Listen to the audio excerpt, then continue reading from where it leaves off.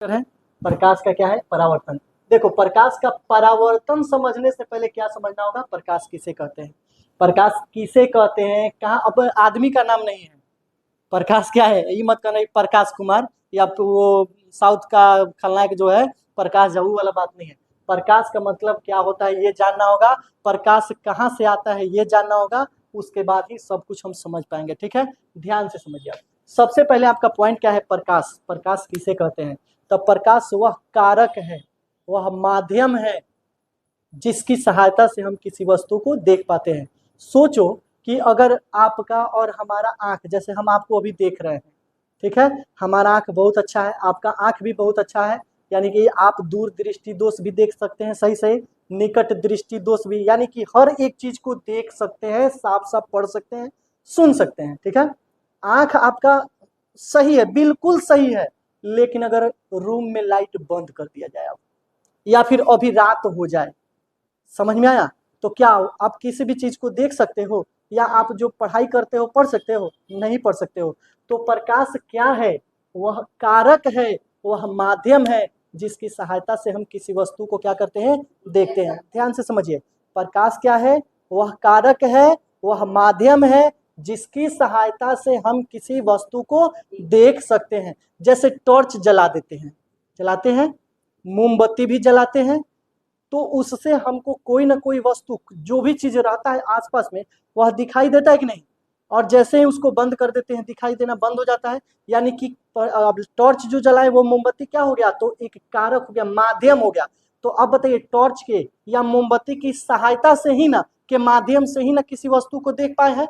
तो क्या है प्रकाश, एक माध्यम है जिसकी सहायता से हम क्या करते हैं, किसी वस्तु को देखते हैं। इतना तो समझ में आ गया। अब देखो प्रकाश जो होता है ना, हमेशा सीधा रेखा में गमन करता है।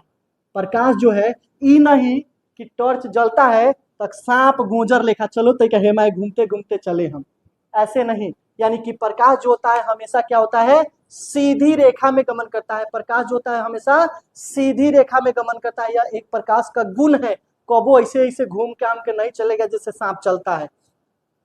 तो प्रकाश हमेशा किस रेखा में गमन करती है, सीधी रेखा में। दूसरा बात इसका एक और गुण है कि यह, इसको जो होता है ना, इसको किसी भी मतलब माध्यम की आवश्यकता नहीं होता है। जैसे आपको कहीं जाना होता है तो साइकिल से जाते हैं, बस से जाते हैं, मोटरसाइकिल से जाते हैं, लेकिन इसको किसी भी चीज की आवश्यकता, यानी किसी की भी माध्यम की जरूरत नहीं पड़ती है कहीं भी जाने के लिए। वह स्वतंत्र है, एक बार टॉर्च जलाइए बस चला जाएगा जहां तक फोकस जाना होगा। बल्ब जलाइए, सूरज की रोशनी, अगर सूरज जब सुबह जब निकलते हैं तो उसके किरण को किसी की जरूरत होती है लेके जाने के लिए, कि स्वतंत्र रूप से एकदम चला जाता है। तो प्रकाश के किरणों को कहीं भी जाने के लिए किसी माध्यम की जरूरत नहीं होती है। और प्रकाश की किरण हमेशा किस रेखा में गमन करती है, सीधी रेखा में। इतना तो क्लियर है। अब उसके बाद कहता है कि यह क्या है, तो विद्युत चुंबकीय तरंग है। विद्युत चुंबकीय तरंग मतलब किरण है। और एक और बात कहता है यह अनुप्रस्थ तरंग भी क्या है, प्रकाश क्या है, यह एक विद्युत चुंबकीय चुंबकीय क्या है, अनुप्रस्थ तरंग है। प्रकाश का गुण समझ लीजिए कि हद सदैव जो है सीधी रेखा में गमन करता है। यह विद्युत चुंबकीय अनुप्रस्थ तरंग है, इसको किसी माध्यम की जरूरत नहीं पड़ती है, और इसी की सहायता से हम किसी भी वस्तु को देख पाते हैं। जब तक प्रकाश नहीं रहेगा आपका आंख बहुत स्वच्छ है, बहुत अच्छा है, सुंदर भी है, एकदम गोल गोल बड़का बड़का, लेकिन आपके पास, यानी कि आपको जब लाइट नहीं मिलेगा, यानी कि प्रकाश जब तक नहीं मिलेगी तब तक आप किसी वस्तु को नहीं देख सकते हैं। इतना समझ में आ गया, कोई कंफ्यूजन नहीं ना है। प्रकाश क्या है, तो एक माध्यम है जिसकी सहायता से हम किसी वस्तु को देखते हैं। ठीक है, प्रकाश के गुण क्या है, तो यह हमेशा सीधी रेखा में गमन करता है। उसके बाद में विद्युत चुंबकीय अनुप्रस्थ तरंग है, और माध्यम की जरूरत नहीं पड़ती है, और इससे हम क्या करते हैं, किसी वस्तु को देख सकते हैं। यहाँ तक क्लियर, कोई कंफ्यूजन नहीं है। अब आगे आपको बताया जाएगा कि प्रकाश की चाल जो होती है ना, सबसे अधिक किस में होती है, निर्वात में होती है। किस में होती है, निर्वात का मतलब समझते हो, स्वतंत्र। क्या होता है? स्वतंत्र। जहां वायुमंडलीय मतलब कि जहां हवा वगैरह कुछ नहीं होता है, जहां हवा वगैरह कुछ नहीं होता, एकदम स्वतंत्र है, तो उसी को क्या कहते हैं? निर्वात कहते हैं। तो प्रकाश की चाल सबसे तेज कहाँ होती है? निर्वात में। कितना लाख किलोमीटर? तो यहाँ पे बोला जा रहा है 3 लाख किलोमीटर। याद रखिएगा, 3 लाख किलोमीटर, यहाँ पे लिख देते किलोमीटर प्रति सेकेंड। समझ में आया कि नहीं आया? तो प्रकाश की चाल सबसे तेज किस में होती है? निर्वात में। प्रकाश की चाल सबसे तेज किस में होती है? निर्वात में। और कहता है कि प्रकाश की चाल निर्वात में कितना होता है? 3 लाख किलोमीटर। तो जब प्रकाश की चाल निर्वात में जान गए, तो आप और भी माध्यम में जानिएगा किसमें कितना होता है। तो आप समझिए कि प्रकाश की चाल अब हम लोग किस में जानते हैं कि पानी में कितना होता है। उसके बाद जानेंगे कांच में कितना। कांच का मतलब समझते हैं ना? तो पानी में कितना होता है और कांच में कितना होता है। तो पानी में कितना होता है?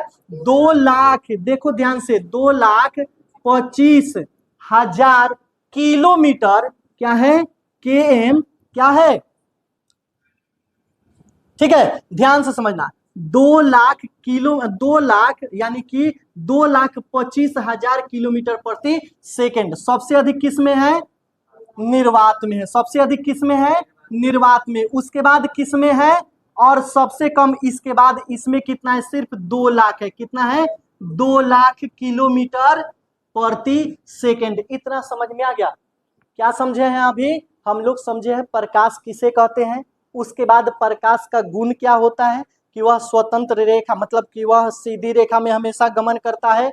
उसके बाद क्या होता है? इसकी सहायता से हम किसी वस्तु को देखते हैं। उसके बाद क्या बोला है कि इसको किसी माध्यम की जरूरत नहीं पड़ती है। और उसके बाद बोला है विद्युत चुंबकीय अनुप्रस्थ तरंग होती है। क्लियर? उसके बाद हम लोग देखे हैं कि प्रकाश की चाल क्या है। तो प्रकाश की चाल सबसे अधिक किसमें होती है? निर्वात में होती है। कितना? 3 लाख किलोमीटर। समझ में आ गया? उसके बाद हम समझे हैं कि पानी में प्रकाश की चाल कितनी होती है। तो 2,25,000 किलोमीटर प्रति सेकेंड। और कांच में कितना होता है प्रकाश की चाल? तो 2 लाख किलोमीटर प्रति सेकेंड। क्लियर यहां तक? अब आगे हम लोगों को समझना है कि भाई प्रकाश के चाल के बारे में हम समझ रहे हैं, आखिर इन नापा कौन है? कौन ऐसा आदमी है जो सूर्य के प्रकाश की किरण को नाप लिया कि कितना तेजी में हमारे पास आता है? कौन ऐसा व्यक्ति है? अब सोचो, यहां से अगर मोतिहारी की दूरी नापना होगा या स्पीड नापना होगा तो गाड़ी चला के हम जाएंगे तभी तो नापाएगा। अगर हम मोटरसाइकिल से जाते हैं, मोटरसाइकिल से मोतिहारी जाएंगे, हमको गाड़ी का कंपनी वाला बोल दिया कि आपका गाड़ी जो है ना इसे माइलेज देगा कि हाँ मतलब माइलेज देगा क्या कि 40 किलोमीटर प्रति घंटा, 40 किलोमीटर पर लीटर, यानी कि 1 लीटर में 40 किलोमीटर चलेगा मान लिए। लेकिन चेक करेंगे कि नहीं करेंगे? तो ये कौन है जो सूरज की किरण को नापा है या प्रकाश की किरण को नापा है? तो चलो सबसे पहले प्रकाश की गति को किसने नापा है? तो यहाँ पे जाते हैं, ओलाउस रोमन की बात होती है। किसकी बात हो रही है? ओलाउस रोमन ने प्रकाश की किस चीज को नापा है? प्रकाश की गति को नापा है। प्रकाश की गति को किसने नापा है? ओलाउस रोमन ने नापा है। क्लियर हो गया यहाँ तक? कोई कंफ्यूजन नहीं है? अब आगे सुनिएगा कि अब हम लोगों के सामने क्या आता है कि बार बार हम जिक्र करते हैं सूरज सूरज सूरज। हर चीज में आपको सबसे ज्यादा फ्री में मिलने वाला प्रकाश कौन है? तो सूरज है कि नहीं है?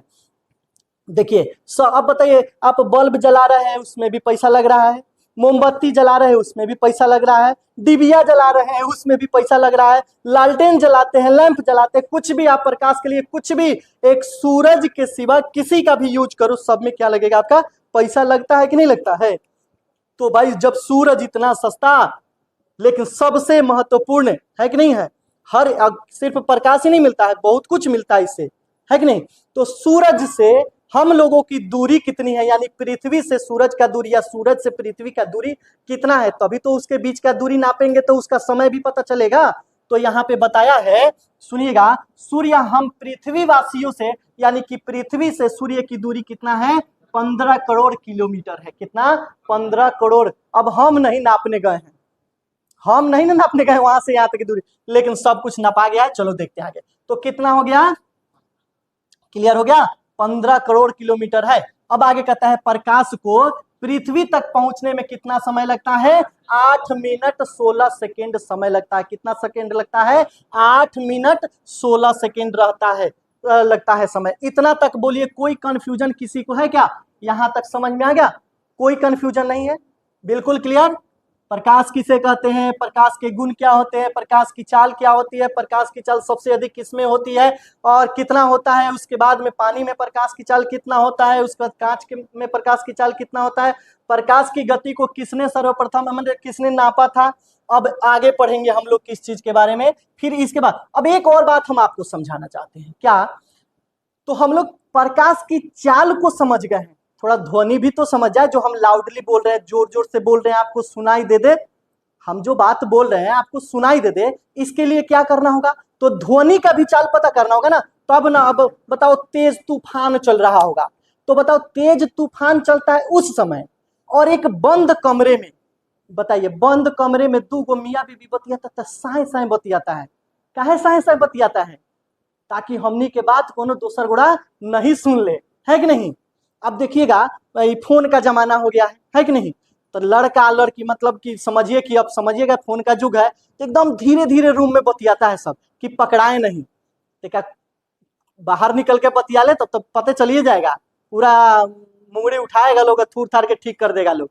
समझे कि नहीं समझे? तो ध्वनि का समझना है कि किस जगह पे हम धीरे से बोलेंगे और किस जगह पे जोर से बोलेंगे। समझ में आया कि नहीं? तो ठोस जगह और, समझ में आ गया। एक और बात हम लोगों को अभी समझना है, इसके बाद हम लोग किताब का बात करेंगे, ठीक है। अभी समझना है हम लोगों को कि सबसे ज्यादा प्रकाश की चाल जो होती है ना, वह किस में होता है। तो ये तो समझ में आ गया, लेकिन अब बताइए, गैस की बात होती है। किसकी बात होती है? गैस। उसके बाद कौन आता है? द्रव। उसके बाद क्या होता है? ठोस। अब बताओ आप लोग इसमें कि प्रकाश की चाल जो है वह सबसे तेज किस में चलेगा, उसके बाद किस में चलेगा, तब ना ठोस में चलेगा। अब बताइए, ठोस में बर्फ है चाहे मैंने जो भी है, तो इतना। अब हम इसी चीज को समझेंगे कि प्रकाश की चाल सबसे तेज किस में है? गैस में। निर्वात तो हिले है, लेकिन निर्वात का मतलब कुछ नहीं। तो भाई जहां कुछ नहीं होता हम क्या करने जाएंगे। अब बताओ, वायुमंडल जहां हिले नहीं है, हवा भरले नहीं है, बिल्कुल खाली है, वहां पे हम लोग जाके क्या करेंगे? कुछ नहीं करेंगे। तो इसलिए निर्वात को छोड़ दो, उसके बाद वाली बात करते हैं। तो प्रकाश की चाल तेज किस में होता है? इसमें होता है। तो ध्वनि का गति जो होता है ना, गति जो होता है ध्वनि, तो ध्वनि इसमें क्या हो जाएगा? कम हो जाएगा। इसमें ध्वनि का चाल क्या हो जाएगा? ध्वनि का गति क्या हो जाएगा? कम हो जाएगा। देखो यहाँ पे चाल बोल रहे हैं हम, क्या बोले हैं? चाल। और यहाँ पे क्या बोल रहे हैं? ध्वनि। मेरी बात को खूब अच्छे से समझिएगा। जिसमें प्रकाश की चाल तेज होती है उसमें ध्वनि की गति यानी ध्वनि का चाल क्या हो जाता है? कम हो जाता है। तो जब इसमें ध्वनि क्या हो जाएगा? कम हो जाएगा। तो ज्यादा किसमें होगा? अब बताइए, अब समझिएगा इस बात को कि जब तेज हवा खूब आंधी बहता है उस समय आप किसी को बुलाते हैं, धीरे से साए देकर बोलिएगा कि हाँ अमित, शुभम, उज्जवल, सुनाई देगा नहीं। उस समय आंधी आता है तो चिल्लाना पड़ता है, ए उज्जवल बोरा लेके चल, कहते हैं कि नहीं, आम पीछे। तो ऐसा वाला बात हो गया। तो उस समय देखो, ठोस जब रहेगा, और वही चीज कहते हैं कि एक रूम में, ठीक है, रूम में ठोस जगह हो गया कि नहीं हो गया। या फिर कहते हैं कि एक कल का पाइप ले लो, तो धीरे से बोलोगे तो आराम से सुनाई दे देता है उस छोर पे, पाइप जितना बड़का होगा। और वही, अच्छा मान के चलो एक कल का पाइप ले लिए हैं और क्या कर दिए, माने जय फीट का होगा, और यहाँ से हम बोलते हैं उज्जवल, नहीं सुनाई देगा। लेकिन अगर फिर कहते हैं पाइप हुआ कल के पाइप द्वारा उज्जवल, तो आराम से उसका उसमें सुनाई देता है। मेरी बात मैंने कहने का मतलब ध्यान से समझना। हम कह रहे हैं कि जिसमें प्रकाश की चाल तेज होती है ना उसमें ध्वनि क्या हो जाता है? ध्वनि का गति क्या हो जाता है? कम हो जाता है। समझ में आ गया इतना बात? कोई दिक्कत नहीं है। तो ठोस में हमको कस के चिल्लाना होगा कि धीरे धीरे? धीरे धीरे चिल्लाना होगा। और जहां पर गैस यानी हवा तेज चल रहा होगा वहां पे कस के चिल्लाना होगा, कस के। कैसे चिल्लाना होगा? कस के। क्योंकि ध्वनि का गति जो होता है ना वह ठोस में ज्यादा होता है और गैस में कम होता है। क्लियर? यहां तक कोई कंफ्यूजन नहीं है। अब आगे हम लोग समझते हैं इस चीज को। क्या चीज? तो प्रकाश स्रोत किसे कहते हैं? आप पढ़ लिए प्रकाश, पढ़ लिए गुण, पढ़ लिए किसमें कितना चाल है, लेकिन आता किससे किससे है? आखिर आपको प्रकाश मिलता किससे है? तो अभी हम सूर्य का चक्कर किए, माने चक्कर नहीं किए हैं, सूर्य का जिक्र किए हैं। तो सूरज जो है आपको माने वो भगवान का दिया हुआ है ना, भगवान ही ना है, अब मानव तो नहीं जाके उसको बनाया है। तो जो प्राकृतिक के द्वारा प्राप्त होता है, सबसे पहले सुनो कि प्रकाश स्रोत, तो जिससे आपको प्रकाश प्राप्त होता है, यानी कि जिससे जो है लाइट प्रकाश मिलता है ना, उसको क्या कहते हैं? प्रकाश स्रोत कहते हैं। जैसे आ गया क्या, तो बल्ब हो गया, सूर्य हो गया, उसके बाद में बहुत सारा चीज हो गया, तारा हो जाएगा, जुगनू जो नहीं रात में अब तो बहुत कम मिलता है, नहीं एक उड़ते रहता है, पीछे वो भक भुक भक भुक भक भुक भक करते रहता है। ठीक है, भक भक मत कह देना ना, तो महकने वाला बात हो गया। कहते हैं कि भूख भाग करते रहता है, जुगनू हो गया, उसके बाद में बल्ब हो गया, डिबिया हो गया, मोमबत्ती हो गया, बहुत सारा चीज हो गया। तो अब इसमें हम लोगों को क्या करना है? डिवाइड करना है कि प्राकृतिक प्रकाश स्रोत किसे कहा जाता है? प्राकृतिक, प्राकृतिक कहते हैं ना, प्राकृतिक के देन है, भगवान का देन है। तो भगवान का देन में कौन हो जाएगा? सूर्य हो जाएगा, और कौन हो जाएगा? तारा हो जाएगा। उसके बाद कौन हो जाएगा? जुगनू लिख देते हैं, जुगनू लिख दिए, हो गया इतना, बस इतना ही समझिए। अब आते हैं मानव निर्मित, मानव के द्वारा बनाया हुआ जो होता है उसे क्या कहते हैं? मानव निर्मित। तो मानव निर्मित में कौन हो जाएगा? तो जैसे बल्ब आप लिख लीजिए, चलिए बढ़िया बात है। उसके बाद क्या हो गया? मोमबत्ती लिख देते हैं, मोम, अब बत्ती लिख देते हैं। आइए गया समय मोमबत्ती का, कब? दीपावली का समय आ रहा है। और उसके बाद क्या हो गया? हाँ, तो दिया लिखो ना भाई, डिबिया क्या लिखते हो दिया। उसके बाद लालटेन हो गया, बहुत सारा चीज हो गया कि नहीं हो गया? टॉर्च हो गया, मैंने लाइट जो होता है उसको। तो ये समझ में आ गया आपको? कहाँ तक समझ लिया आप? मानव निर्मित तक, कोई दिक्कत नहीं ना। अब एक और बात आता है, प्रदीप्त किसे कहते हैं? प्रदीप्त को ही दीप्तिमान बोला जाता है। प्रदीप्त को क्या बोला जाता है? दीप्तिमान बोला जाता है। प्रदीप्त को क्या बोला जाता है? दीप्तिमान। दीप्तिमान जो हमको प्रकाश देता है। अब बताइए, दो चीजों का हम जिक्र कर रहे हैं, दो चीजों का जिक्र कर रहे हैं। एक क्या कर रहे हैं हम? एक बोल रहे हैं हम, ये मार्कर ले लिए, बोर्ड ले लिए, और बल्ब ले लीजिए, मोमबत्ती ले लीजिए, इन सब चीजों का जिक्र हो गया। अब आपको समझना है कि किससे प्रकाश निकलता है और किससे प्रकाश नहीं निकलता है। समझ में आ गया? किससे प्रकाश निकलता है और किससे प्रकाश नहीं निकलता है। तो सोचो, बल्ब से प्रकाश निकलता है? बल्ब से नहीं प्रकाश निकलता है। मोमबत्ती से, और डिबिया से, लालटेन से, लकड़ी से, लोहा से, पत्थर से। तो जिससे प्रकाश नहीं उत्सर्जित हुआ उसे अप्रदीप्त, और जिससे प्रकाश उत्सर्जित हो गया, प्राप्त हो गया, उसे क्या बोलेंगे हम? बताओ। मानव निर्मित प्राकृतिक स्रोत समझ गए। उसके बाद में प्राकृतिक प्रकाश स्रोत समझ में आ गया। उसके बाद में आगे हम लोग को मिला प्रदीप्त किसे कहते हैं, जिसको दीप्तिमान भी बोला जाता है।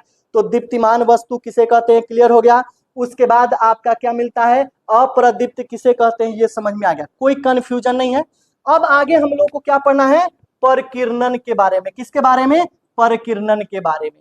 आप लोगों के घर में, अरे भाई जिसका छत नहीं होगा उसकी बात कर रहे हैं, चाहे भाई किसी का भी बात करते हैं, ऐसा कभी कभी देखे होइएगा कि एक क्या होता है, छोटा सा छेद रहता है, छेद की तरह रहता है, और एकदम लाइन आता है। हम लोग घर में बैठे रहते हैं कभी कभी, या फिर यहाँ पे भी इस देखिए, इधर से भी कहीं आता होगा कहीं भी, तो एक लाइन आता है। कब? जब सूरज का किरण पड़ता है, एकदम मार्कर की तरह ही ऐसे ही गोल आता है, देखिएगा ध्यान से, ऐसे एकदम गोल आता है ना। और इस बीच में क्या होता है, ऐसे ऐसे झिलमिलाते हुए दिखाई देता है, इस तो हम लाइन से झिलमिलाते हुए, उस पर झिलमिलाते हुए दिखाई देता है। ऐसा कभी हुआ है? देखे हैं? खपड़ा उपड़ा के घर में ज्यादा दिखता होगा, समझे। या फिर जिसका खिड़की का पाला होगा ना, तो थोड़ा सा केनाऊ से छेद होता है, तो सूरज का किरण जब प्रकाश माने जो पड़ता है पाला पर, और उसके बाद उसमें से जो छेद होता है उसके माध्यम से जब भीतर आता है उसका एक किरण नहीं, किरणों का समूह, तो ऐसा ही एक लाइन बनाता है, समझे। लाइन बनाता है, और उस लाइन में ऐसे ही झिलमिलाते हुए चीज दिखाई देता है। ठीक है, तो उस झिलमिलाना क्या हो गया? वह झिलमिलाना क्या हो गया? तो परकीर्णन। समझाते हैं कैसे। जैसे क्या होता है, सूर्य की किरणें, ध्यान से समझना, क्या बोल रहे हैं हम?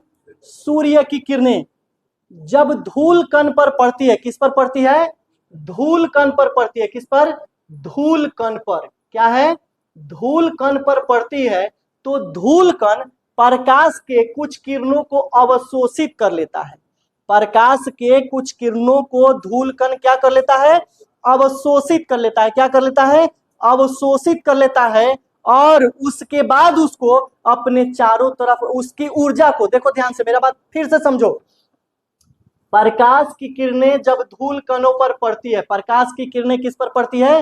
धूल कणों पर पड़ती है तो धूल कण प्रकाश की कुछ ऊर्जा को, यानी कण में जो कण में किरण है उसमें जो ऊर्जा है उसको क्या करता है? अवशोषित कर लेता है और उस ऊर्जा को उसके बाद क्या कर लेता है? चारों तरफ बिखेर देता है, छितरा देता है, फैला देता है। एकदम लड़का छोट नहीं होता है, खाना खाए तो खाए और जब उबर गया तो छीट दिए कि जा होने करी चारों तरफ। तो वही क्या करता है? पहले अवशोषित करता है उस ऊर्जा को। किस ऊर्जा को? तो सूरज के किरण में जो प्रकाश की ऊर्जा है उस ऊर्जा को क्या कर लेता है? अवशोषित करता है और उसके बाद अपने चारों तरफ बिखेर देता है। तो वही बिखेरने की प्रक्रिया क्या होती है? परकिरणन। प्रकाश का क्या होता है? परकिरणन। ध्यान देना, जब तक परकिरणित नहीं होगा तब तक वह झिलमिलाते हुए, चमकते हुए, जैसे लगता है कि बालू है, अब बालू के चमकता हुआ दिखाई देता है। समझ में आया? तो वह परकिरणन है। इतना क्लियर हो गया? कोई कंफ्यूजन नहीं है। अब हमारा बात क्या आएगा? तो परकिरणन समझ में आ गया तो भाई आप प्रकाश का किरण भी तो लाए हैं। किरण लाए हैं कि नहीं लाए हैं? तो किरण किसे कहते हैं? तो प्रकाश जिस पथ पर चलता है ना, उस पथ को, यानी प्रकाश जिस रास्ते से आता है उस रास्ते को क्या कहा जाता है? किरण कहते हैं। समझ में आ गया? कोई कंफ्यूजन नहीं है। प्रकाश जिस पथ पर आता है, यानी प्रकाश के चलने की दशा जो होती है, दिशा जो होती है, उसे क्या कहते हैं? हम किरण कहते हैं। इतना तक प्रकाश का किरण। और किरणों के समूह को क्या बोला जाता है? किरण पुंज बोला जाता है। किरणों के समूह को क्या बोला जाता है? किरण पुंज बोला जाता है। कोई कंफ्यूजन है यहाँ तक? किरणों के समूह को क्या बोलते हैं? किरण पुंज बोलते हैं। किरण किसे कहते हैं? प्रकाश जिस पथ पर चलता है उसे क्या कहते हैं? कोई कंफ्यूजन है? अब उसके बाद में हम लोग को पढ़ना क्या है? प्रकाश के किरण पुंज जो होते हैं वह कितने प्रकार के होते हैं? 3 प्रकार के। कितने प्रकार के होते हैं? 3 प्रकार के। कितने प्रकार के? 3 प्रकार के। पहला नंबर में क्या आता है? अपसारी। क्या हो गया? अपसारी किरण पुंज। क्या होता है? अपसारी किरण पुंज। तो ध्यान से समझना, अपसारी किरण पुंज ये कैसे होते हैं? तो देखो, एक बिंदु होता है, ठीक है? प्रकाश की किरणें एक बिंदु से, अच्छा तुम लोग बताओगे, प्रकाश की किरणें एक बिंदु पर आकर, अपसारी किरण पुंज होता है एक बिंदु पर आकर के मिलता है या एक बिंदु से जाता है? ठीक है, ध्यान से समझिएगा। कहता है कि प्रकाश की किरणें जब एक किसी बिंदु से भिन्न भिन्न दिशाओं में क्या होता है? गमन करती है तो वह क्या होता है? देखो, गमन किया मतलब कैसे खींच रहे हैं? ऐसे, यानी तीर का चिन्ह हेने बनल होगा। क्या नहीं बनल होगा? आगे की तरफ, जेने जा रहा है ओने। समझ में आ गया? तो ये कौन सी किरण पुंज हो गया? क्लियर? अब इसी के तुरंत बाद हम क्या लिख देते हैं? अभिसारी। क्या लिख देते हैं? अभिसारी किरण पुंज। ध्यान से समझना। तो इसमें तो हम पढ़ लिए यहाँ पे कि जब एक बिंदु से भिन्न भिन्न दिशाओं में जाता है उसे क्या कहते हैं? अपसारी। तो भिन्न भिन्न दिशाओं से एक बिंदु पर आकर के मिलेगा उसको क्या बोलेंगे? भिन्न भिन्न बिंदु से आओ, सब कोई आओ, गांव के जितने बच्चे हैं जो भी हैं सब मेरे कोचिंग में आके पढ़ो। तो यह क्या हो गया? सब कोई केने से, हेने से, हेने से, हेने से, हेने से, चारों बगल से आया और यहाँ पे आके बैठ गया। तो एक जगह आकर के एक रूम में आके मिला कि नहीं मिला सब कोई? तो एक क्लास में आके मिला। यानी कि भिन्न भिन्न दिशाओं से जब प्रकाश की किरणें आती हैं और एक निश्चित बिंदु पर आकर के मिलती हैं उसको क्या कहते हैं? उस प्रकार के किरण पुंज को क्या कहते हैं? ध्यान से समझिए। इस जगह पे आकर के सब कोई मिल रहा है, सारा कोई मिल रहा है कि किरण मिल रहा है भाई? तो सारे किरण आकर के कहा मिल रहे हैं? एक निश्चित बिंदु पर आकर के मिल रहा है तो उस प्रकार के किरण पुंज को क्या बोलते हैं? क्लियर? अब आते हैं समांतर किरण पुंज। क्या होता है? समांतर किरण पुंज। इसमें क्या होता है? देखो, आप मैथ भी पढ़ते हैं। समांतर का मतलब कोई मुंह, मतलब कि पूरा समांतर दिशा में एकदम ऐसे सीधी रेखा में गमन करती है। प्रकाश तो सीधी रेखा में गमन करबे करता है, लेकिन यहाँ एक किरण दूसरे किरण के समांतर चलती है। जैसे यहाँ से गया ये, तो ये ऐसे ऐसे ऐसे ऐसे, मतलब कहीं एक दूसरे का मुंह नहीं मिलेगा। इस प्रकार के किरण पुंज को क्या बोलते हैं? इतना समझ में आ गया? चलिए उसके बाद आगे बताते हैं। प्रकाश के जो किरण पुंज होते हैं वो किरण पुंज कितने प्रकार के होते हैं? 3 प्रकार के। कौन कौन? अभिसारी, अपसारी, समांतर। इतना क्लियर? किरण हमेशा सीधी रेखा में गमन करती है, सारा के सारा क्लियर हो गया। किस में कितना चाल है उसका, ये सब कुछ क्लियर, कोई कंफ्यूजन नहीं ना है। अब आगे हम लोगों को क्या पढ़ना है सो सुन लीजिएगा। अब आगे यहाँ पे लिखा हुआ है क्या? पारदर्शी पदार्थ जो होते हैं ना वह कितने प्रकार के होते हैं? अब कहिएगा सर पदार्थ तो सर ठोस, द्रव और गैस होता था, तो यहाँ हम प्रकाश के आने और जाने का माध्यम पढ़ रहे हैं, तो ठोस, द्रव, गैस की चर्चा नहीं बल्कि पारदर्शी, अपारदर्शी और पारभासी का जिक्र करेंगे पदार्थ जो होते हैं। तो आपसे ये नहीं पूछेगा इसमें अभी इस चैप्टर में कि पदार्थ कितने प्रकार के होते हैं, सिर्फ पूछ रहा है पारदर्शी पदार्थ, अपारदर्शी पदार्थ और पारभासी पदार्थ किसे कहते हैं। ठीक है? उससे प्रकाश से माने किस पदार्थ से प्रकाश जा सकता है आर पार, किससे नहीं जा सकता है, और किससे थोड़ा जाता है थोड़ा नहीं जाता है। ठीक है?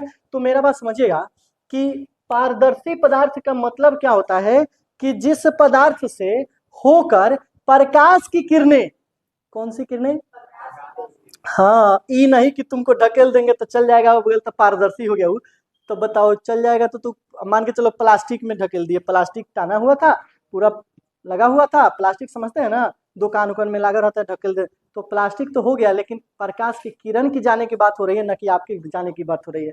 प्रकाश की किरणें जिस पदार्थ से होकर आर पार गमन करती हैं, कौन सी किरणें क्या करती हैं? आर पार जाने की प्रक्रिया, यानी कि जिस पदार्थ से होकर प्रकाश की किरणें आर पार गमन करती हैं उस पदार्थ को क्या कहते हैं? पारदर्शी पदार्थ। जैसे क्या हो गया? तो जैसे हो गया पानी मान लीजिए, उसके बाद में किसको माने हम? कांच की बात मानते हैं।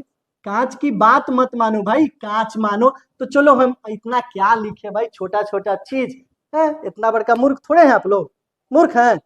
अच्छा, मूर्ख धीराज है, मूर्ख धीराज है, मतलब मूर्खों के सरदार है।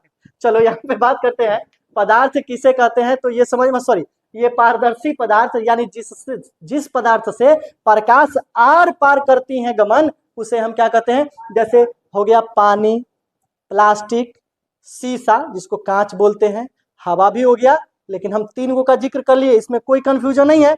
इससे प्रकाश आर पार होती है या नहीं होती है?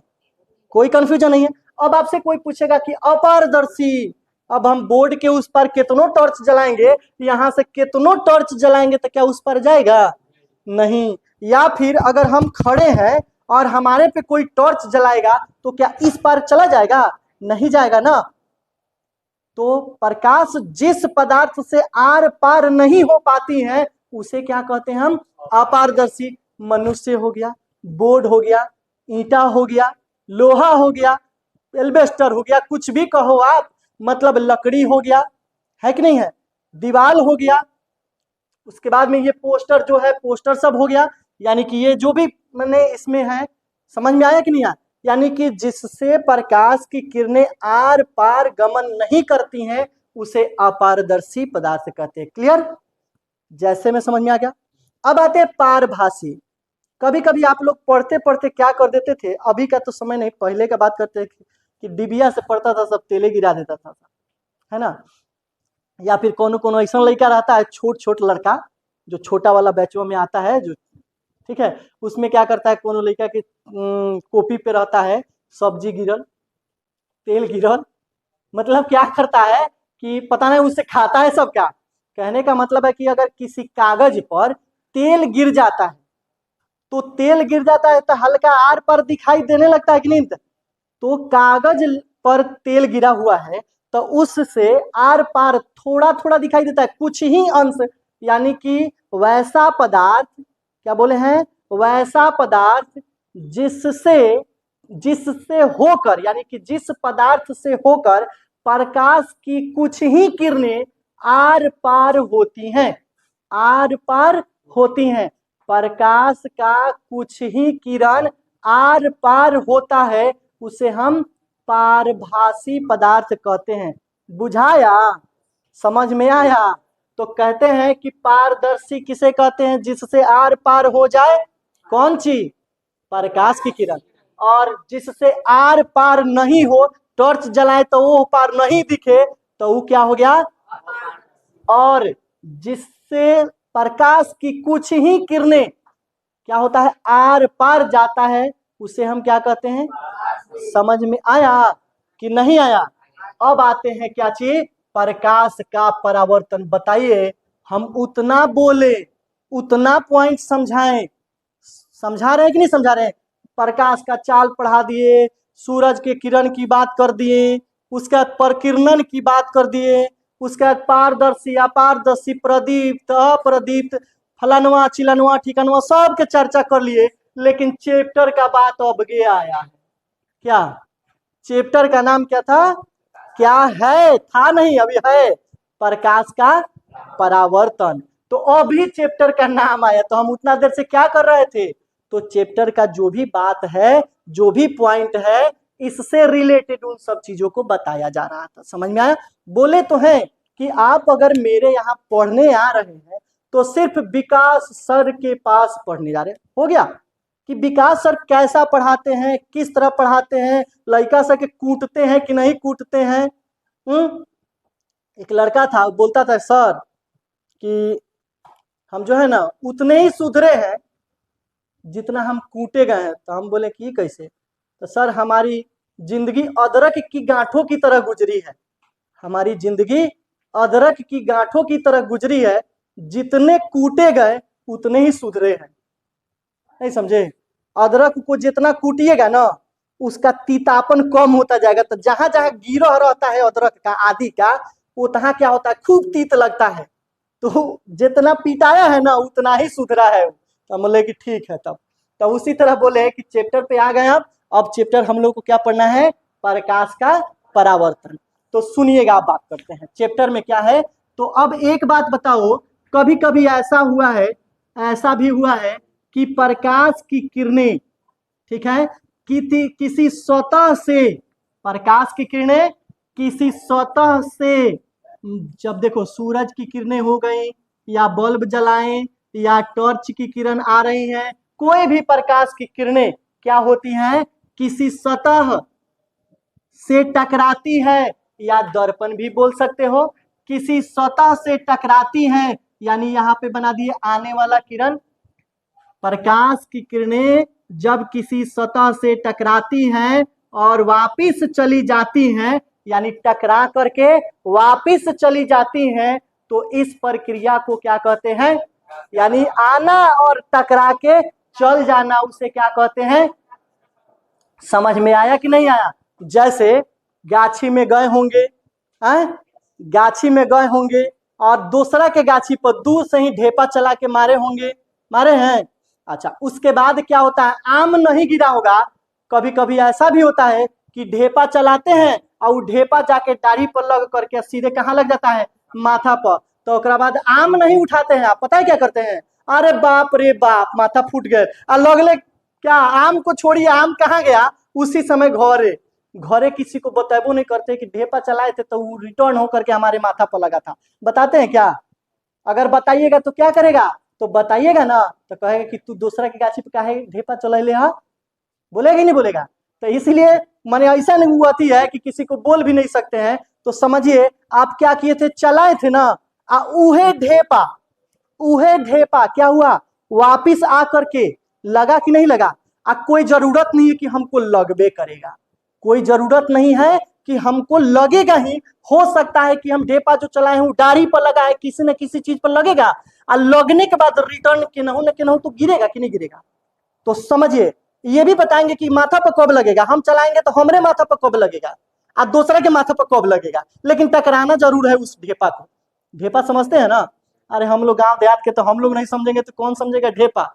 है मार ढेपा के तो कपारे फोड़ देते हैं हम लोग क्या। हाँ, तो समझिए, तो क्या होता है?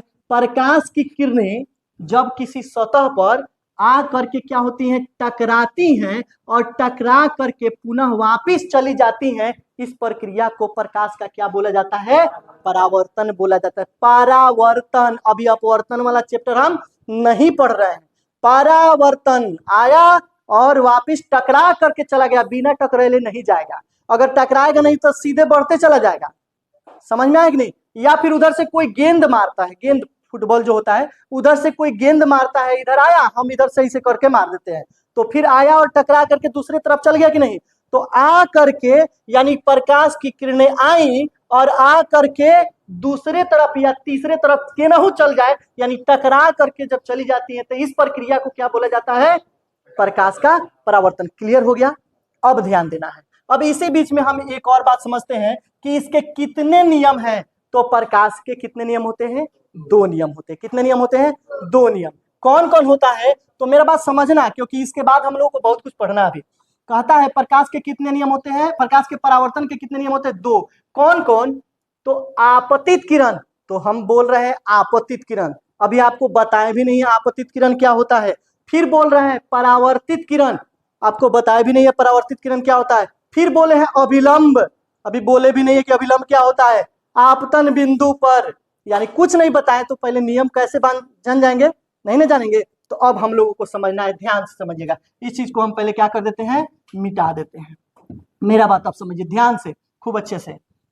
सबसे पहले क्या बोले हम? एक सतह हो गया, ध्यान से समझो, क्या हो गया? यह सतह हो गया और प्रकाश की किरणें क्या हो रही हैं? आ रही हैं, यानी कि प्रकाश की जो किरणें आती हैं, यानी आने वाली प्रकाश की किरण को क्या बोलते हैं? आपतित किरण। क्या बोलते हैं?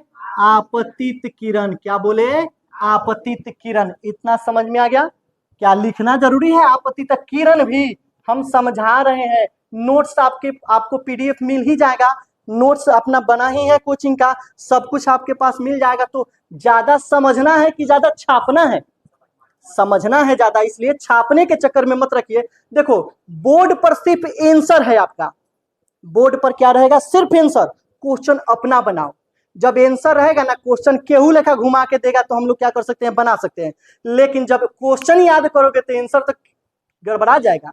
घुमा के पूछ देगा क्वेश्चन तो आंसर गड़बड़ा जाएगा कि नहीं? लेकिन आंसर याद है तो क्वेश्चन आप कैसों से कोई घुमा के देगा तो हम बता सकते हैं। समझ में आ गया? तो अब सुनिएगा कि आपतित किरण यानी प्रकाश की आने वाली किरण को क्या कहते हैं? और फिर प्रकाश की आने वाली किरण और प्रकाश की किसी सतह से टकराकर जाने वाली किरण को क्या कहते हैं? परावर्तित किरण। समझ में आ गया? क्या बोले हैं? परावर्तित किरण। इतना क्लियर हो गया? कोई कंफ्यूजन नहीं है? आपतित किरण किसे कहते हैं? परावर्तित किरण किसे कहते हैं? क्लियर? अब सुनिए, अभिलंब यानी आपतित किरण और परावर्तित किरण के बीच में डाले गए लंब को क्या बोला जाता है? एकदम सीधा लंब डलाता है कि नहीं? मैथ में पढ़े थे, जो पड़ा है वो आधार और जो खड़ा है वो लंब। तो ये लंब हो गया कि नहीं? ये क्या हो गया? आधार। क्लियर हो गया? और यह क्या हो गया? अब आगे समझिए। तो बताइए, अभिलंब समझ में आ गया? अभिलंब समझ में आ गया? कोई दिक्कत? अब उसके बाद आपतित किरण समझ में आ गया और परावर्तित किरण समझ में आ गया। अब सुनिए, आपतित किरण के द्वारा जो बिंदु बना हुआ है आपतन बिंदु, परावर्तन बिंदु, क्लियर हो ही गया? अब देखो, आपतित किरण और अभिलंब के बीच जो कोण बनता है उस कोण को क्या बोलते हैं? आपतन कोण। क्या बोलते हैं? आपतन कोण। क्लियर? और परावर्तित किरण और अभिलंब के बीच जो कोण बनता है उसे क्या बोला जाता है? परावर्तन कोण बोलते हैं। यहां तक क्लियर हो गया? कोई कंफ्यूजन? क्या पढ़े? पारदर्शी पदार्थ पढ़ लिए, अपारदर्शी पदार्थ पढ़ लिए, प्रकाश का परावर्तन पढ़ लिए, प्रकाश के कितने परावर्तन के नियम होते हैं? 2 गो होता है, ये भी हम लोग अभी नियम नहीं बताए हैं, सिर्फ बताएं क्या चीज? आपतित किरण क्या होता है, परावर्तित किरण क्या होता है, अभिलंब क्या होता है, आपतित किरण और अभिलंब के बीच जो कोण बनता है उसे क्या कहते हैं, और आप परावर्तित किरण और अभिलंब के बीच जो कोण बना हुआ है उसे क्या कहते हैं। और एक बात और बता देते हैं, देखिए दोनों के बीच में ये लाइन खींचा गया है तो इसको क्या किया? आधा आधा भाग में बांट दिया कि नहीं बांट दिया? यानी आपतन कोण और परावर्तन कोण क्या होते हैं? बराबर होते हैं। आपतन कोण और परावर्तन कोण क्या होते हैं? बराबर होते हैं। कोई दिक्कत नहीं है? अब हम लोग समझेंगे परावर्तन के कितने नियम होते हैं? 2 गो। कौन कौन? तो आपतित किरण, परावर्तित किरण और अभिलंब तीनों एक ही समतल बिंदु पर होते हैं, तीनों एक ही समतल बिंदु पर होते हैं। क्लियर हो गया? आपतित किरण, परावर्तित किरण और अभिलंब तीनों एक ही समतल बिंदु पर होते हैं, एक नियम हो गया। दूसरा कहता है आपतन कोण तथा परावर्तन कोण दोनों क्या होते हैं? बराबर होते हैं। समझ में इतना बात आ गया? कोई कंफ्यूजन नहीं है? कोई भी टेंशन है तो बोलिए, समझ में आ गया? है? अगर अब ना समझ में आई तो कब समझ में आई? क्या जो भी कंफ्यूजन है बोलिए, जहां जिस पॉइंट में कंफ्यूजन होगा एकदम खुल के दोबारा समझाया जाएगा, फिर कल भी समझाया जाएगा। आपके दिमाग में जब तक सेट नहीं होगा तब तक समझाया जाएगा। यानी सिर्फ माउंटेन मैन की तरह सोच लो, जब तक तोड़ेंगे नहीं तब तक छोड़ेंगे नहीं। मतलब एक एक पॉइंट को जब तक समझेंगे नहीं और कंप्लीट करेंगे नहीं, दिमाग में सेट करेंगे नहीं, तब तक चैप्टर को छोड़ेंगे नहीं। अभी मत कर देना कि साल भर एक चैप्टर में रह जाना है। अभी मतलब वो पूरा पत्थर तो मैं पहाड़ तोड़ने के लिए पूरा समय बिता दिया, तो हम पूरा एकदम कंप्लीट करने के आपको जहां डाउट होता है ना, कम समझ में नहीं आता, वो बोलिए, हम दोबारा समझाएंगे, लेकिन आपको समझना है। इतना क्लियर हो गया? कोई दिक्कत नहीं है। अब आगे आपका क्या मिलता है तो सुनिएगा। ये सब तो क्लियर हो गया, प्रतिबिंब किसे कहते हैं इसके बारे में हम लोग को समझना है। तो चलो यहीं तक रहने देते हैं, प्रतिबिंब के बारे में हम लोग कल से पढ़ेंगे, ठीक है?